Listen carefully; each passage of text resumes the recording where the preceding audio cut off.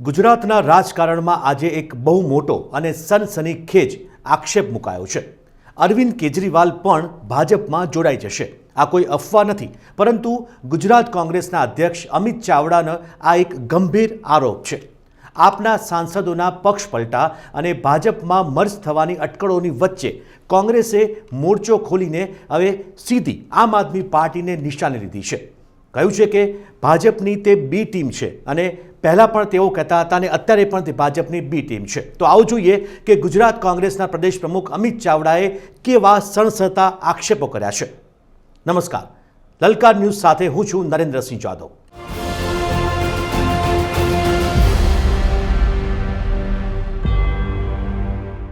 આખી આમ આદમી પાર્ટી ભાજપમાં મર્જ થઈ જાય એવા સમાચાર આવે તો કોઈ આશ્ચર્યજનક નહીં હોય। એ દિવસો દૂર નથી કે જ્યારે આવું બની શકે। જેમ ગુજરાતમાં સ્ટેટમેન્ટો થઈ રહ્યા છે કે આમ આદમી પાર્ટીના એક ધારાસભ્ય થોડા સમયમાં ભાજપમાં જોડાવાના છે, સૌરાષ્ટ્રમાં સ્ટેટમેન્ટો થઈ રહ્યા છે કે ભાજપની અંદર જે લોકો જોડાવાના છે એને કદાચ તમે મત આપશો આમ આદમી પાર્ટીમાં તો પણ અમારી સાથે જોડાવાના છે।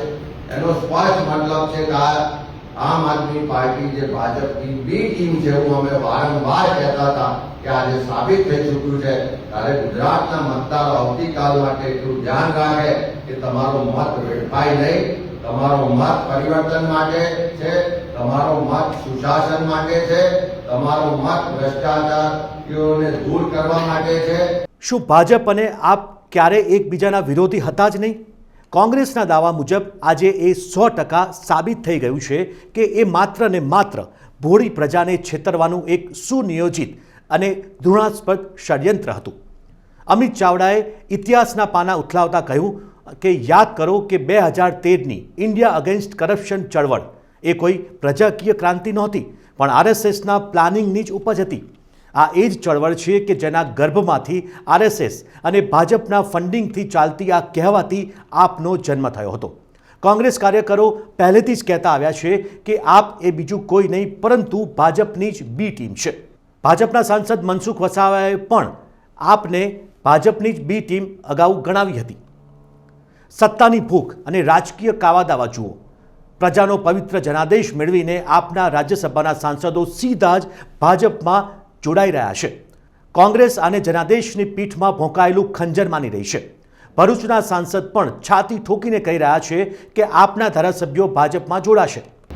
કે ભરૂચના સાંસદ ખુલ્લેઆમ સ્ટેટમેન્ટ કરી રહ્યા છે કે થોડા સમયમાં એક સિટિંગ એમએલએ એ આમ આદમી પાર્ટી છોડીને ભારતીય જનતા પાર્ટીમાં જોડાવાના છે, એવું જાહેરમાં મનસુખ વસાવા કહી રહ્યા છે। સૌરાષ્ટ્રના ભાજપના નેતા જાહેરમાં ભાષણ કરી રહ્યા કે તમે આપના લોકોને જીતાડશો તો થોડા દિવસમાં એ ભારતીય જનતા પાર્ટીમાં જોડાઈ જવાના છે, એમાં કોઈ શંકાને સ્થાન નથી। એટલે ભારતીય જનતા પાર્ટી હવે ખુલ્લેઆમ કહી રહી છે કે આમ આદમી પાર્ટીના લોકો એ અમારા લોકો છે અને આવનારા દિવસોમાં અમારી સાથે જોડાવાના। હકીકત એ છે કે ભાજપને હવે પોતાની હારનો ડર સતાવી રહ્યો છે અને એટલે જ પોતાના જ ઊભા કરેલા આ બચ્ચાઓને ફરીથી તેઓ પાર્ટીમાં લઈ રહ્યા છે।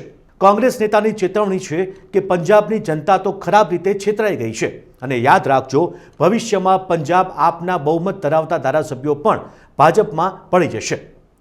મર્જ થયા ભારતીય જનતા પાર્ટી ત્યારે પંજાબની જનતાને એવું લાગ્યું કે અમારી સાથે વિશ્વાસઘાત થયો, અમારી સાથે છેતરપિંડી થઈ। હજુ તો એવા પણ અહેવાલ છે કે થોડા દિવસોની અંદર પંજાબ સરકારના બહુમતી ધારાસભ્યો લેખિત સ્વરૂપે જાહેરાત કરવાના છે કે અમે બધા જ આમ આદમી પાર્ટીના ધારાસભ્યો આમ આદમી પાર્ટી આખી બહુમતી ભારતીય જનતા પાર્ટીમાં મર્જ થવા જઈ રહી છે।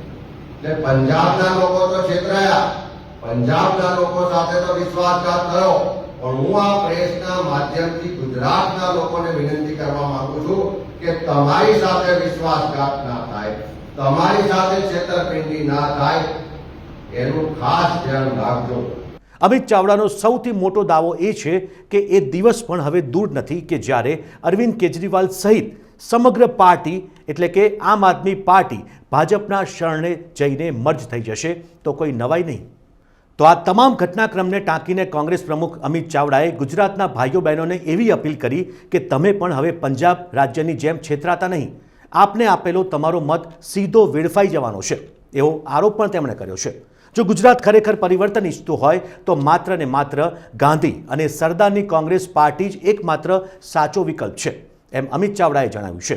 એટલે કે ઓવરઓલ જોવા જઈએ તો જે રીતે આમ આદમી પાર્ટી સામે આક્ષેપો લાગ્યા છે, ભાજપની બી ટીમના આક્ષેપો અગાઉ લાગી ચૂકેલા હતા, ત્યારે કોંગ્રેસે ગુજરાતની જનતાને પણ કહ્યું છે કે તમે આમ આદમી પાર્ટીથી છેતરાતા નહીં. ત્યારે હવે જોવાનું એ રહ્યું છે કે કોંગ્રેસે જે આ ચેતવણી આપી છે તેને ગુજરાતની જનતા કઈ રીતે લે છે. અમારો આ અહેવાલ તમને કેવો લાગ્યો તે કોમેન્ટ બોક્સમાં જરૂર જણાવશો અને લલકાર ન્યૂઝને સબસ્ક્રાઇબ કરવાનું ભૂલતા નહીં. નમસ્કાર.